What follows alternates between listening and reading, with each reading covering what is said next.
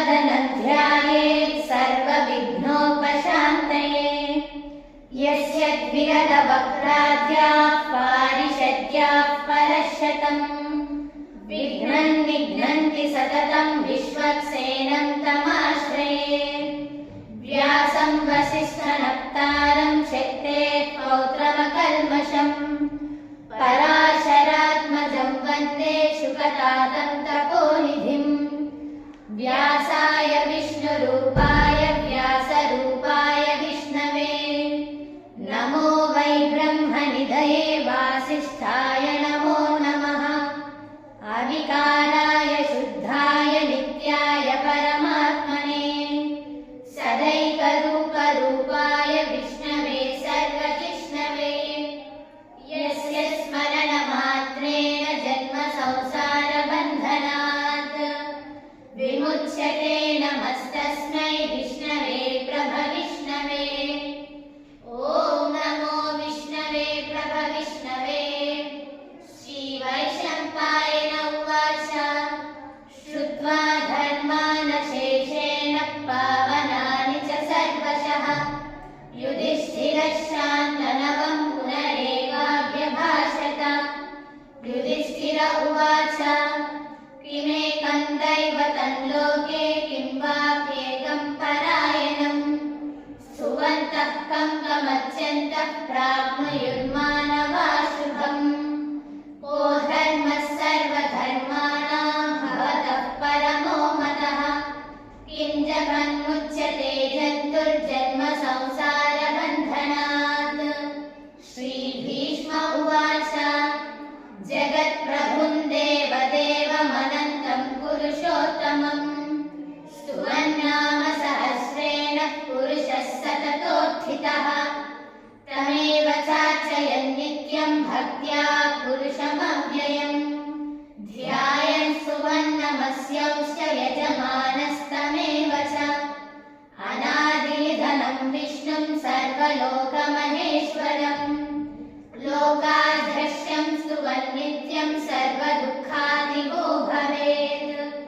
ब्रह्मण्यं सर्वधर्मज्ञं लोकानां कीर्तिवर्धनम् लोकनाथं महद्भूतं सर्वभूतभवोद्भवम्। एष मे सर्वधर्माणां धर्मोऽधिकतमो मतः यद्भक्त्या पुण्डरीकाक्षं स वै गच्छेन्नरः सदा।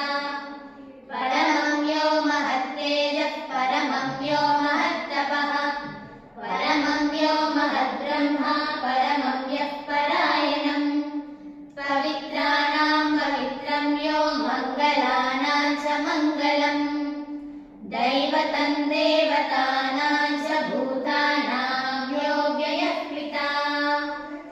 यतः सर्वाणि भूतानि भवन्त्यादियुगागमे यस्मिंश्च प्रलयं यान्ति पुनरेव युगक्षये।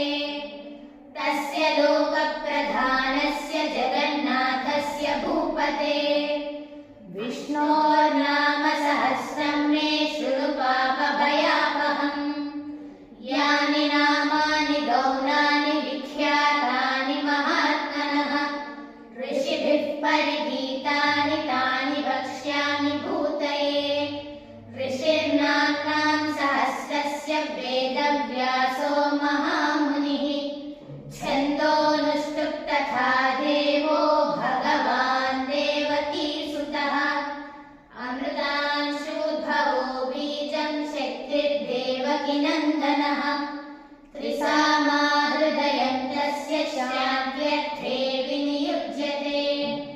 विष्णुं विष्णुं महाविष्णुं प्रभविष्णुं महेश्वरम् अनेकरूपदैत्यान्तं नमामि पुरुषोत्तमम्। अस्य श्रीविष्णोर्दिव्यसहस्रनामस्तोत्रमहामन्त्रस्य श्रीवेदव्यासो भगवान् ऋषिः अनुष्टुप्छन्दः श्रीमहाविष्णुः परमात्मा श्रीमन्नारायणो देवता। अमृतांशुद्भवो भानुरिति बीजं देव देवकी नन्दनस्रष्टेति शक्तिः उद्भवः क्षोभनो देव इति परमो मन्त्रः शङ्खभृन्नन्दकी चक्रीति कीलकम् शार्ङ्गधन्वा गदाधर इत्यस्त्रम् रथाङ्गपाणिरक्षोभ्य इति नेत्रम् त्रिसामासामगः सामेति कवचम् आनन्दम् परब्रह्मेति योनिः ऋतुः सुदर्शनः काल इति दिग्बन्धः श्रीविश्वरूप इति ध्यानम् श्रीमहाविष्णुप्रीत्यर्थे सहस्रनाम जपे